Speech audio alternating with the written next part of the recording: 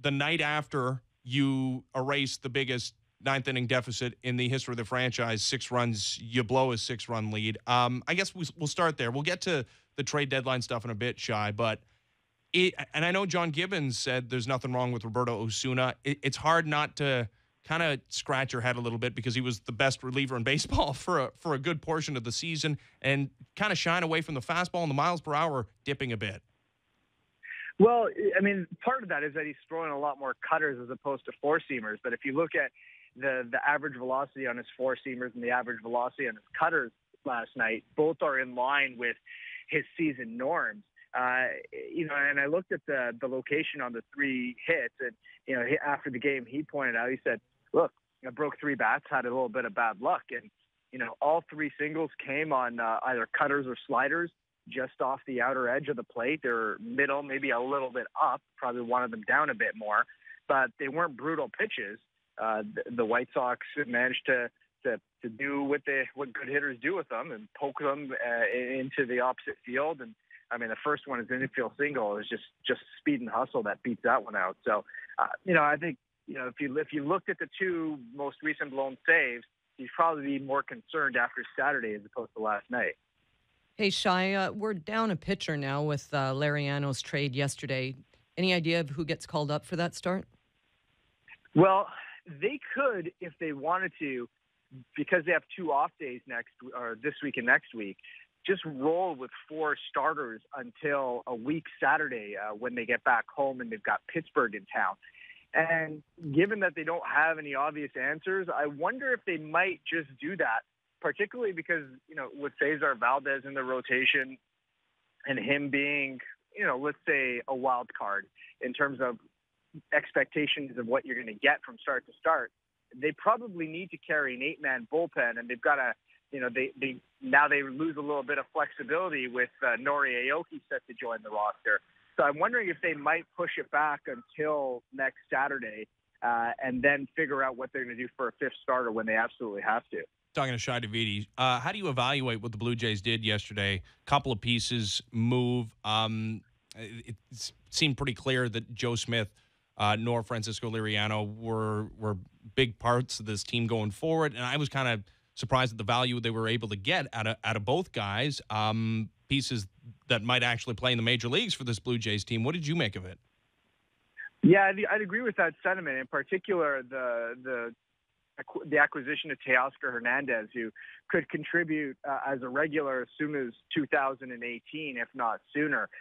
That one was pretty good in relation to what other teams were getting for rental relievers on the market. And look, as much as we've seen Francisco Liriano here as a starter, in talking to rival executives, other teams were valuing him as a reliever. And because of that sort of limited the return that the Blue Jays were able to get for him in comparison to, say, what the Yankees gave up for Jaime Garcia or something along those lines. So on the whole, getting a player who could contribute next year as a regular, plus a couple prospects down the line, I mean, it's in line, if not better than what other teams got for similar types of assets. What happens to this Blue Jays outfield in 2018, Shai?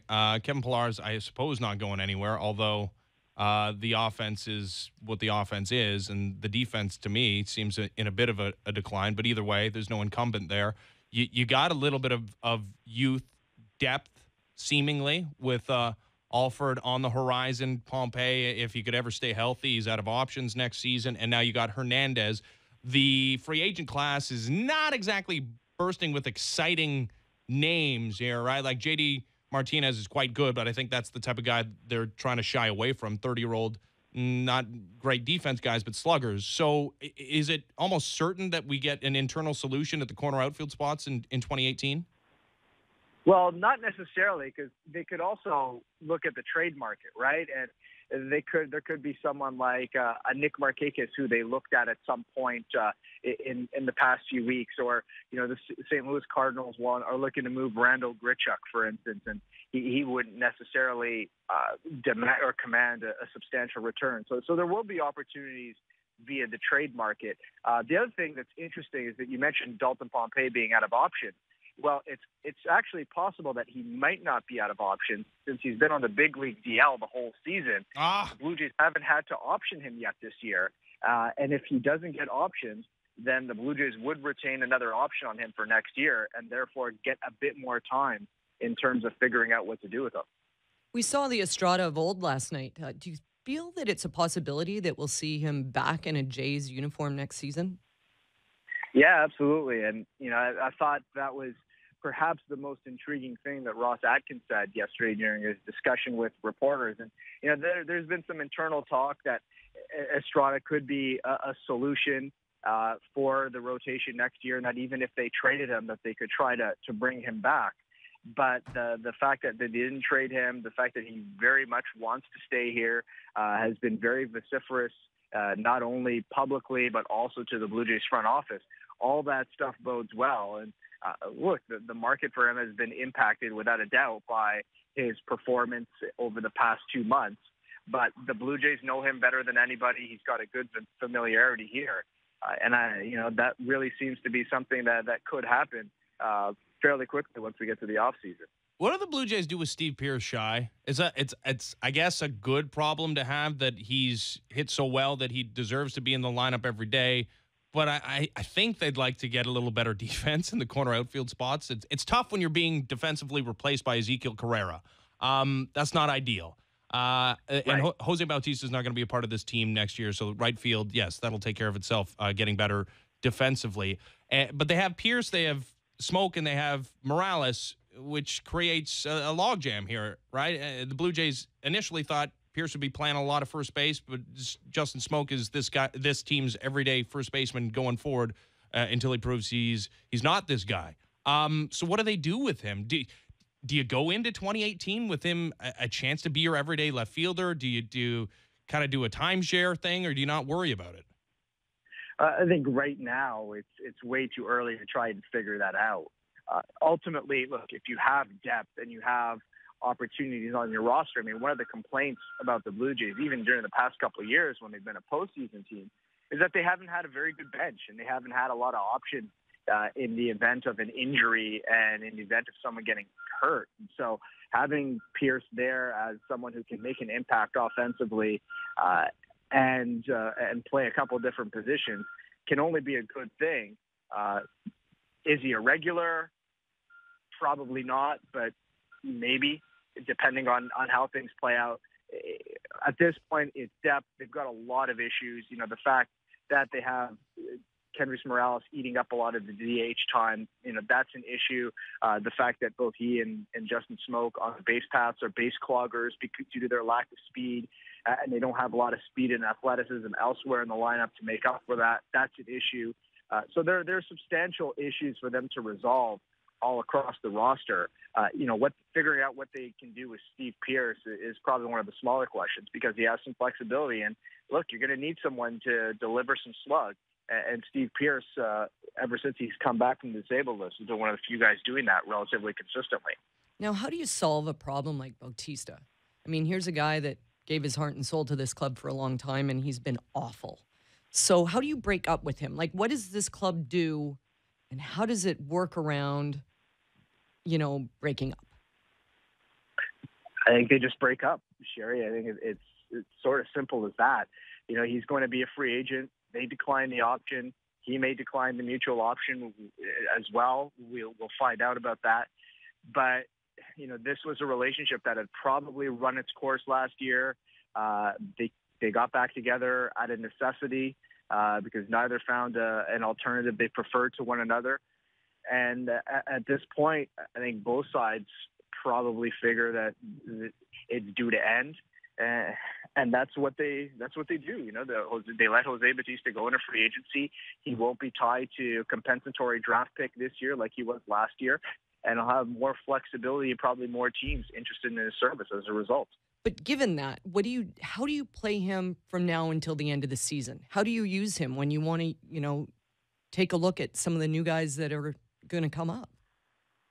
Well, I mean, I think you have to play them, right? Because they still want to be a watchable team over the final 2 months. And if you're just running out kids and just saying, oh, we got to find out about guys, well, that's not really fair to the people who've already bought their tickets. Well, is a 720 OPS more watchable than at least, a guy like Teoscar Hernandez who can at least play defense in right field and, isn't the slowest outfielder in Major League Baseball? I'm not saying this is right, and I'm not advocating for the benching of Jose Bautista the rest of the way, but I don't know if watchability is really prime among my concerns.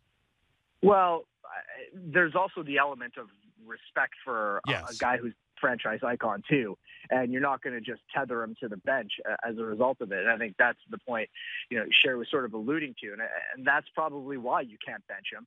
But you could rotate some time in left field, give him some days off or a few DH days here and there, and he can work in the other guys. But realistically, who are we going to see? I mean, maybe we're going to see Daryl Siciliani, who's on rehab right now and making a bit of progress. Maybe we see Dalton Pompey if he can get on the field and stay on the field. Maybe to a lesser degree, we see Anthony Alford, depending on how he performs at Double-A right now. But I think Teoscar Hernandez is really the only guy likely to steal substantial playing time from anybody. And they can rotate him through. They don't have to play him every day in September. Yeah, again, okay, I'm not advocating for this because I think you're right. Like the issues surrounding Jose Bautista and feelings and humans and it just being 2 months of the season and you're going to break up with them anyways. Why have it be everybody angry at each other and it be an ugly breakup? There's no reason for that. But it's hard to overstate how bad Jose Bautista's been this year, Shai. Like he's 12th from the bottom in WAR, according to Fangraphs this year. By the way, Kendrys Morales is 4th from the bottom. But the weird defense stuff happens when you're a DH and you don't play the field. You get hurt. Your defense actually hurts you, the fact that you don't play it at all. But, yeah, Jose Bautista has been horrible this year. And, really, it's not that difficult to find a better replacement than him in right field. Again, not saying the Blue Jays should, but he's been horrible. Well, I mean, again, look, we can debate that and talk about that. For sure, he hasn't performed to anybody's expectations. But is changing him going to alter the course of the season? No. Is there really any substantial value in benching a franchise icon No. and making this any more painful than it needs to be? At this point, I don't think so. It's not like they're playing for a postseason spot or anything at this point. And so you let him play out the rest of the season in a respectful fashion. Yeah. Allow him to put up the best possible numbers he can as he enters free agency, and then try to part amicably at that point. I really think that's the minimum you could do for a player who's provided one of the most iconic moments in franchise history and really starred through the majority of this decade at times when there was really nothing much else for fans to appreciate other than his performance.